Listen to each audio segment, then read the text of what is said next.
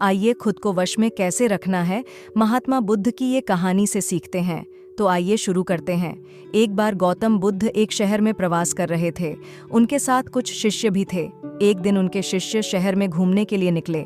वे शहर में घूम ही रहे थे कि तभी शहर के कुछ लोगों ने उन्हें अपशब्द कहे। उनको सबको भला बुरा कहने लगा, यहाँ तक कि उन्हें गालियां भी देने लगे। तो उनके बुरे शब्दों को सुनकर शिष्यों को बहुत बुरा लगा और वे वापस लौट गए। भगवान बुद्ध ने देखा कि उनके सारे शिष्य शहर से लौटकर आ रहे हैं और वे सभी बहुत क्रोध में दिखाई दे रहे हैं। तो गौतम बुद्ध उन्हें नजदीक आने देते हैं।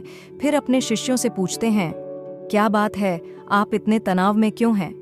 तभी एक शिष्य क्रोध में बोला, हमें यहाँ से तुरंत चलना चाहिए भगवान।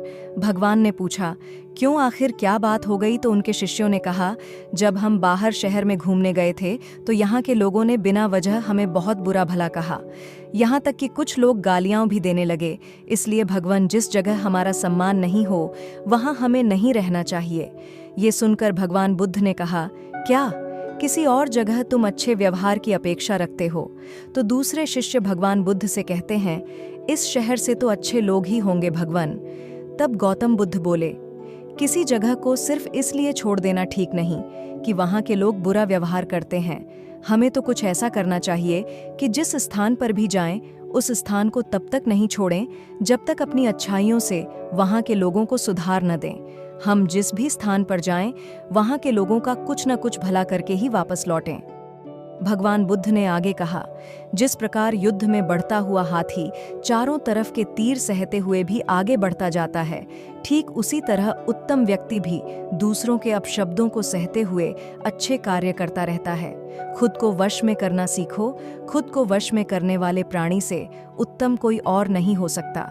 बुद्ध की बात शिष्यों को अच्छी तरह से समझ में आ गई और उन्होंने वहां से जाने का इरादा त्याग दिया। तो दोस्तों, इस कहानी से हमें यही सीखने को मिलती है कि हम जो कुछ भी करते हैं, जहां भी जाते हैं, बस हमें शांत रहना चाहिए और अपने कार्य को बिना किसी की बात पर दिए करते रहना चाहिए, क्योंकि लोगों का काम हम में बुराइयां देखना ही होता है। लोग भले बुरे ऐसे कहते रहेंगे, इसका मतलब ये नहीं कि हम उस काम को या उस जगह को त्याग दें। खुद को वश में करके देखो, कभी आपसे शक्तिशाली और कोई नहीं होगा। तो दोस्तों, ये थी आज की कहानी।